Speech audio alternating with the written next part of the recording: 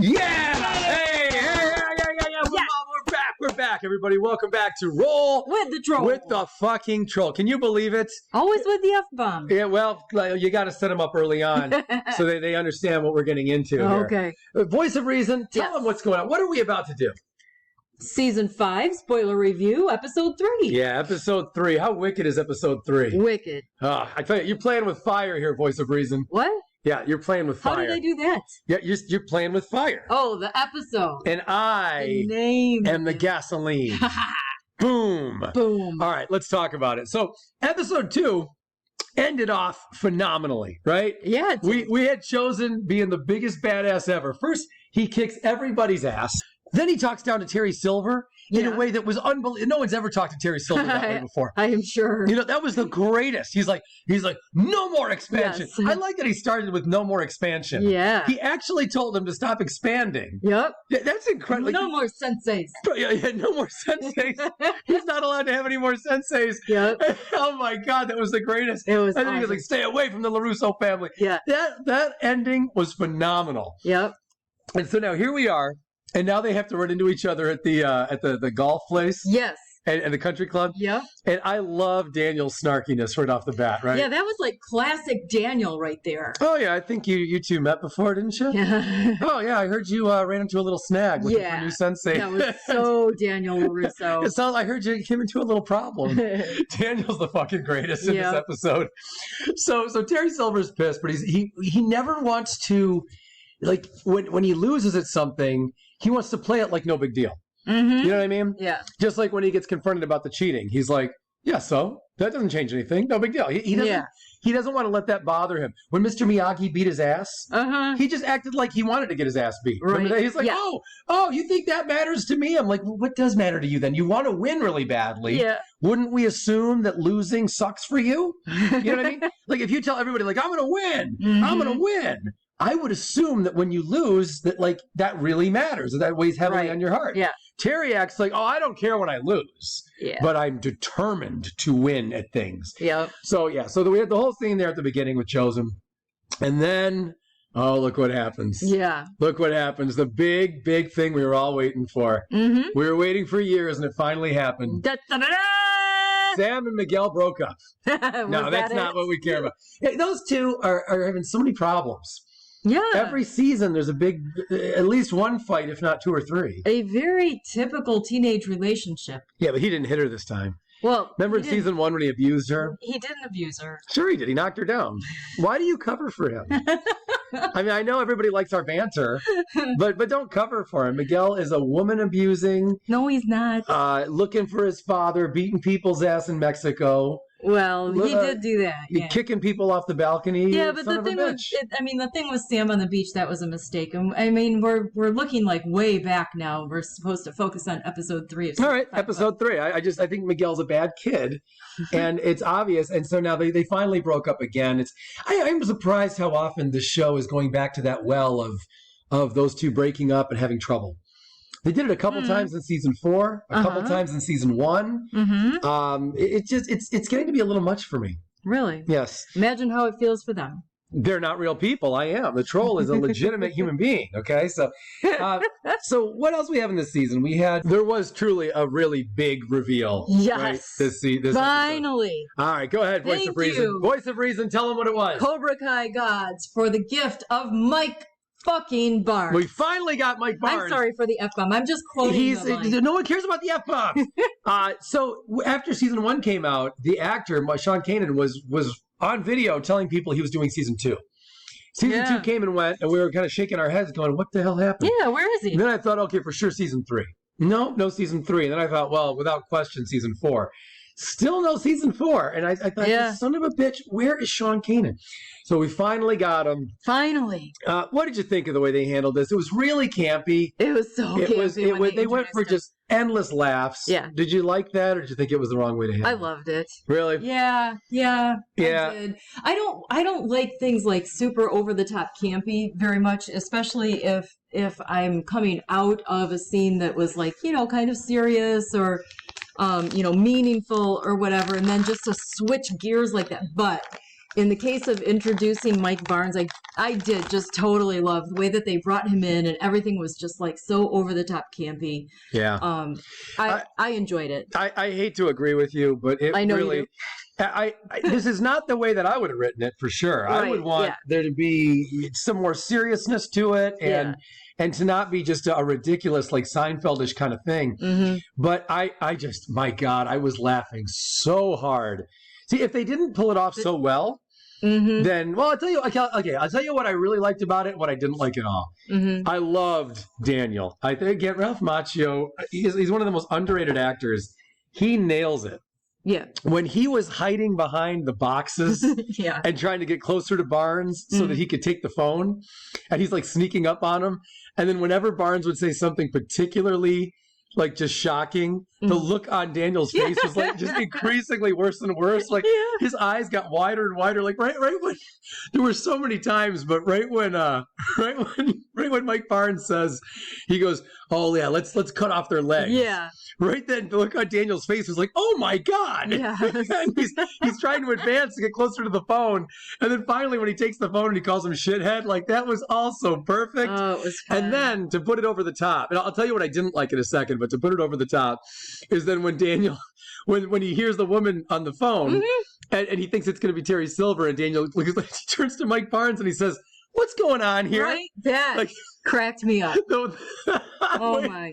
I'm waiting for Mike Barnes to ask him. Yeah. Like, what is going on here? What are you doing? Instead, right, and of course it would be Daniel saying, "What's going on here?" I know Daniel's so arrogant. He thinks everyone owes him an explanation. Yeah. So that was so funny that even though it was incredibly campy, I can't complain. It was too funny. So much fun. Too good. It took me out of the element of the show, but I don't care. It was just too funny. Yeah. My complaint though is the way that I think they wrote Chosen way too ridiculous in this part. It was like a cartoon. The way that Chosen just saw them barely sparring, like jokingly sparring.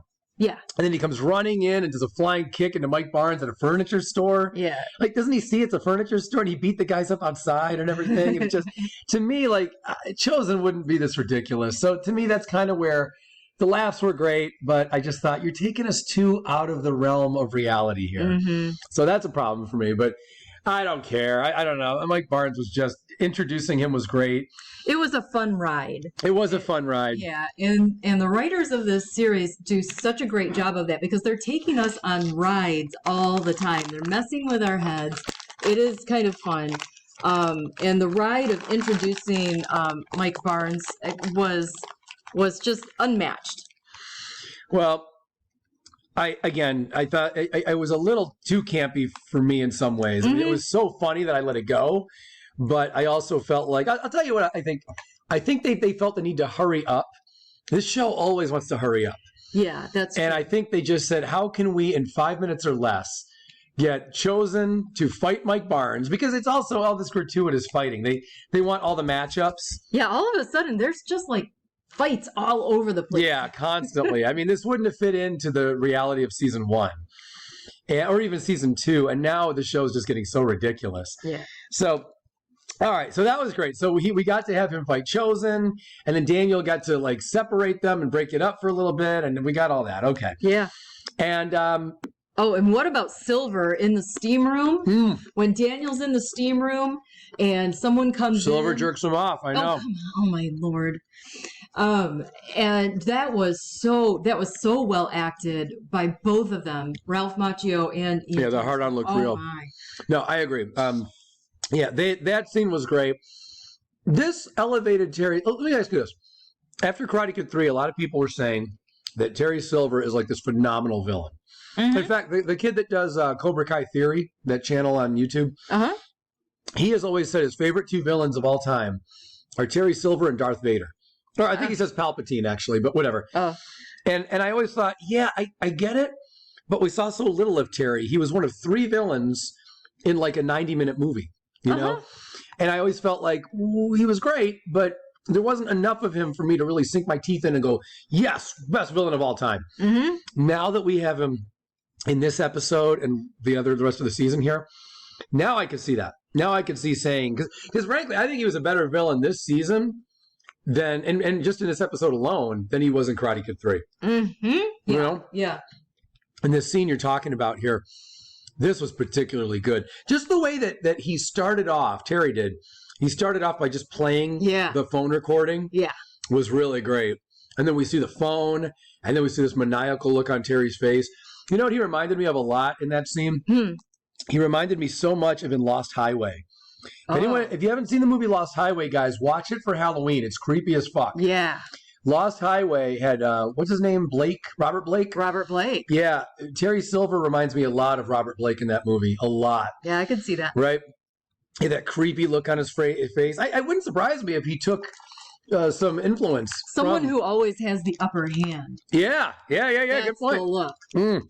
What a damn good scene that was. This whole episode was so phenomenal. Yeah. Because Terry was so evil, and that theme kept coming up. You're playing with fire, Danny. I warned you not to play with fire. And then, of course, at the end.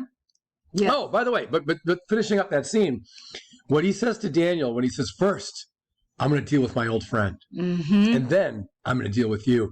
My first thought was, I thought you wanted to fight Mike Barnes. Yeah. And instead, look what he did. It was awful. He burnt down the thing that mattered so much to Mike. My God. The livelihood. Now, isn't there fire insurance for these things? Because Mike is like acting like his life is over. I would think he gets a short vacation. No. Gets the money. Rebuilds real quick. It was leveraged to the hilt. Yeah, who cares? I mean, I'm sure it matters. He should have burned down something of Terry Silver's to get even. There you go. You know what? You could do a spinoff. You know how they want to do a spinoff? Yeah. Those two guys just burning stuff down. Like every episode, someone burns down something to somebody. It'll be like a Black Lives Matter protest. You know when they protest stuff, just everything ends up on fire? Yeah, like Johnny's car. Yeah. You know, voice of reason, let me ask you. Yeah. Since you are the voice of reason, the one lingering question I think we all have after watching this episode. I'm afraid. I think everybody's asking themselves this. Did Miguel overpay for that octopus necklace? $180? Is that right? I think it was 182. Yeah. I feel like he got ripped off. I know the lady says that it was discounted. Yeah. I actually think she went the other way. I think she raised the price. You think? Knowing that he was young and that he just had this whole problem with his dad. And that he was like emotionally sensitive. What do you think? Hard to say because I have not priced jewelry for a long time. I don't know. I'm pretty sure he got fucked. Hey, but on a more serious note, would you say this was one of the funniest episodes that the show has ever had? And again, I don't like when the show leans too funny. So I'm not supporting this drivel. But to be fair, was this probably the funniest or one of the funniest episodes they've ever done? I don't know. I don't know about that. I think so. I didn't walk out of this episode going, wow, that was a laugh a minute. You know, like when some Sam of the breaks up with Miguel, I am dying. Oh, come on. I am laughing so hard at him. You are so mean. Yeah. And they were heartbroken, these kids. Nah. Look, she is a confused little woman. Yeah. She is just up and down and left and right. Personally, I think she's just mad because another one of her boyfriends left town. Okay, little Anthony.